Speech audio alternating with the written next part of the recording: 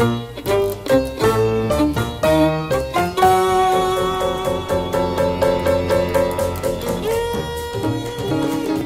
coffee machine doesn't work anymore. I think when I had that party where all those 8-balls showed up in some unmarked truck, something went awry.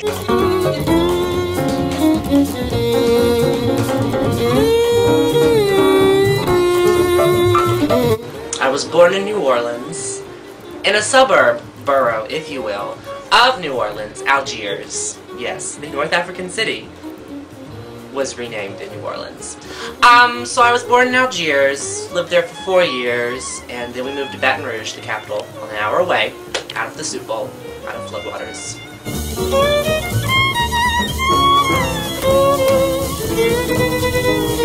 So growing up in Louisiana, the culture is severe, in a word. I guess I'm a little biased when it comes to etiquette, because I deem it necessary and worthwhile to learn. Manners, charm, well, not charm, but manners and etiquette, you know, holding the door open for a woman, learning to eat not with your mouth open, and politeness, and social wit, and decor, and decor.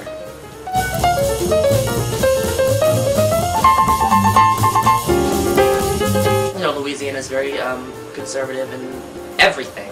You know, jobs. It was hard for me to get a job because of how I acted. Because I would be honest when they would ask me if I was gay. I'd say yes, I am, and they'd say, okay, we'll call you later. And never did.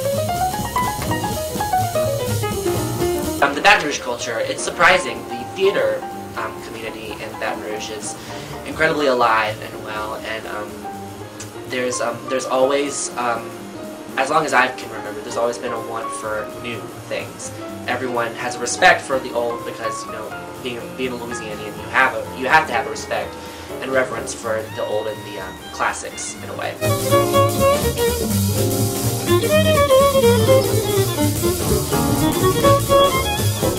Because Louisiana is generally a very religious state, sexuality in terms of expressing it, like you said, regardless of hetero or homosexuality, is generally told. We're generally told to kind of repress, not repress, stray away from letting our sexuality influence our actions in terms of showing severe passion. It's better to be more subdued.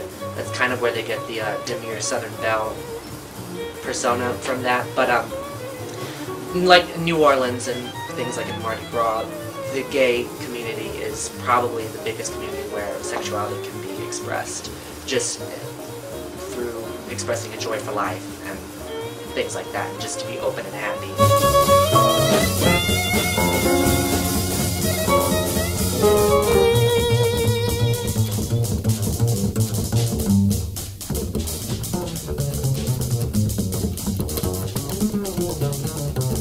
Tiffany Simone, my other woman, the other woman, my woman, I'm the woman.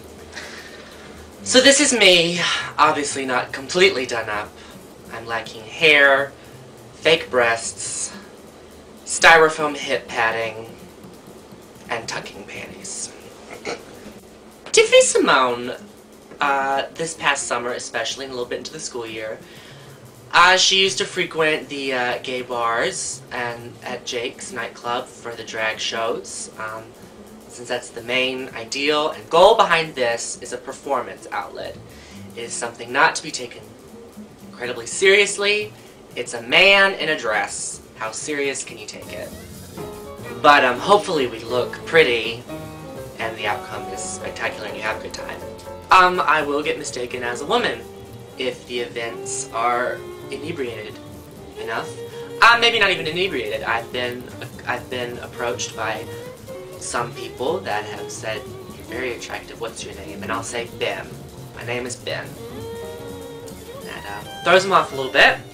But then, icebreaker! Well, I'll first off preface the Bloomington culture equals the IU culture. Because outside of IU, I'm not too acquainted with the Bloomington culture, although I do know it's not so liberal as people think. But in terms of the IU culture, which is pretty big, people are far more accepting of gay people in general, more than Louisiana, but like this, to be a drag queen in the college community, it's been very refreshing for people to be so accepting and to kind of want to see it. Bloomington's culture, a melting pot, for one. How cliche is that? A melting pot. Liberal. Obviously very liberal. Very exploratory. Like I said about the, maybe the young artist community in Louisiana, people are always looking for something new. That's something that I definitely have, honestly, noticed in Bloomington. People are always looking for the next big thing, whether it be in, you know, fashion or the arts. People are constantly seeing what else they can incorporate into the culture to make it as eclectic as possible. Drag is definitely an element of Bloomington culture that people like to claim as a part of Bloomington culture.